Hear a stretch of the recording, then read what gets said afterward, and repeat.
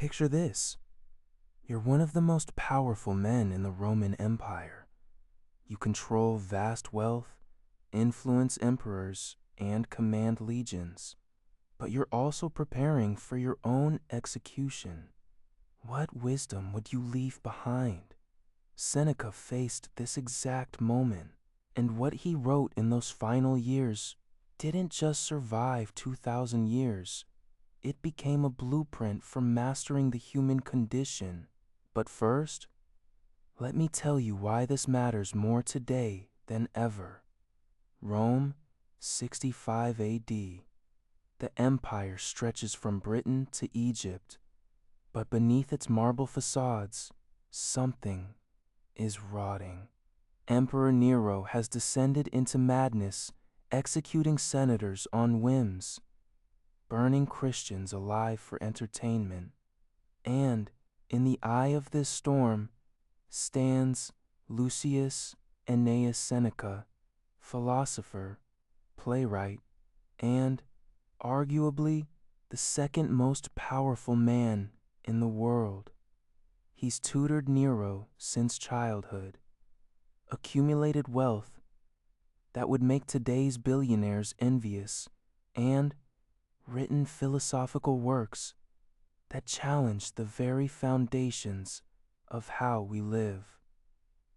But Seneca knows the first principle sounds almost insultingly simple until you understand what Seneca really meant. He wrote, "It is not that we have a short time to live, but that we waste a lot of it." Think about yesterday. Really think about it. How much of those 24 hours did you spend fully present? Not scrolling through your phone while pretending to listen to someone. Not mentally rehearsing conversations that might never happen. Not replaying mistakes from last week. Seneca understood something we've forgotten in our age of infinite distraction.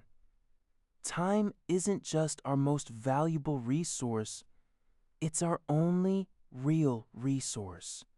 Everything else can be earned back. Money, reputation, relationships.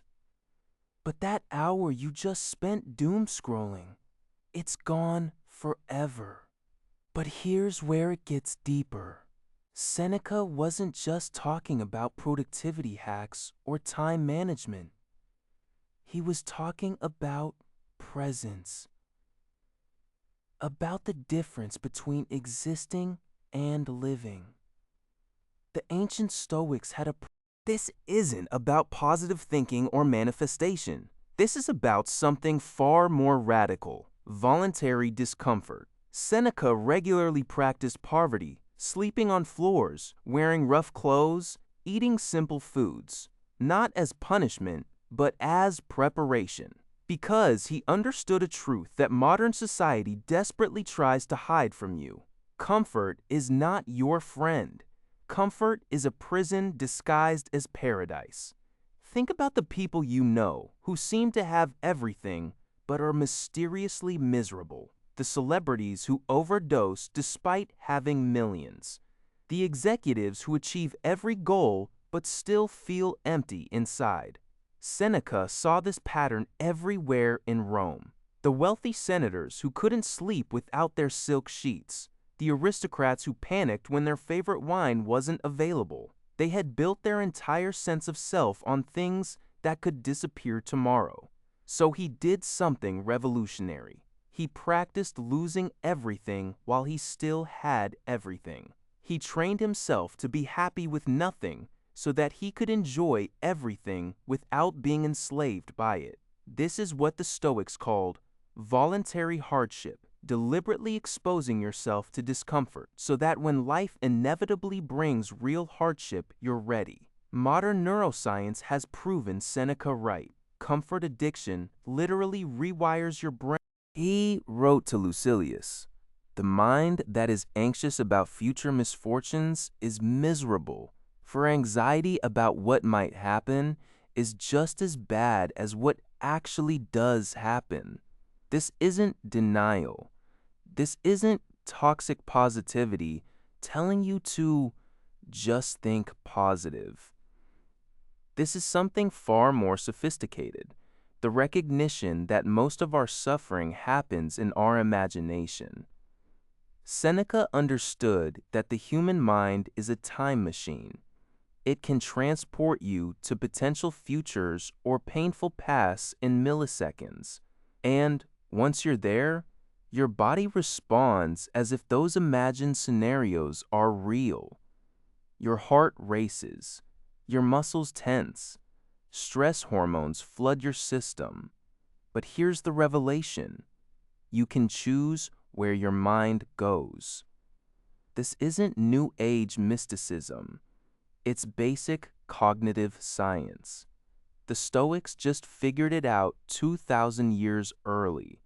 They developed practices like premeditatio malorum, imagining loss not to worry about it, but to rob it of its power over you. When you've already mentally rehearsed losing your job, your relationship, even your life, these possibilities. When the order finally came, when Nero demanded Seneca's life, the philosopher faced a choice that would define not just his death, but his entire legacy. His final principle, lived rather than just written. Life is long enough if you know how to use it.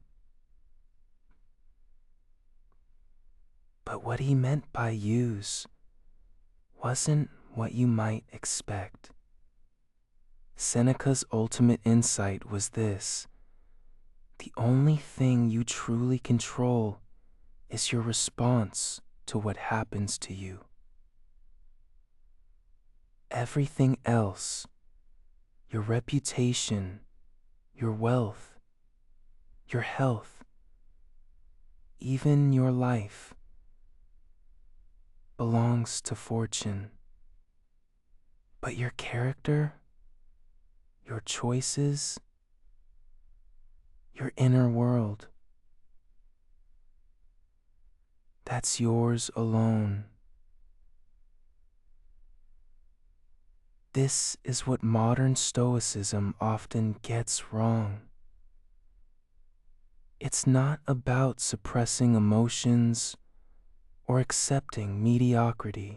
So here's my challenge to you. Not next week, not when you have more time. Right now, pick one of these principles, just one, and for the next 7 days, live it completely. If it's presence, put your phone in another room for 1 hour each day and just exist. No agenda, no productivity, just be. If it's voluntary discomfort, sleep on the floor one night. Eat a simple meal of bread and water. Take a cold shower, not as punishment, but as practice. If it's controlling your responses, catch yourself the next time you feel anxious about something that hasn't happened yet. Ask yourself, is this helping me or hurting me? Because here's what I've learned studying ancient wisdom. These aren't just ideas.